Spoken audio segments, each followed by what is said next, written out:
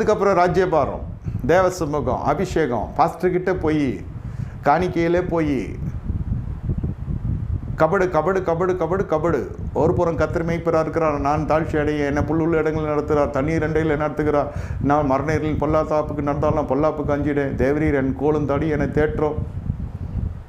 மரணங்களில் பள்ளத்தாக்கில் நடந்தாலும் பொல்லாப்புக்கு பயப்பட. என்ன சங்கீதம், என்ன வேதவசனம், என்ன சுரமண்டல வாசிப்பு. ஒரு பொம்பளை முழிச்சு கவுத்துப்பட்டா. சிங்கிள் லேடி போதும் இவனை சரி பண்ண. அந்த மாதிரி ஆயிடுச்சு.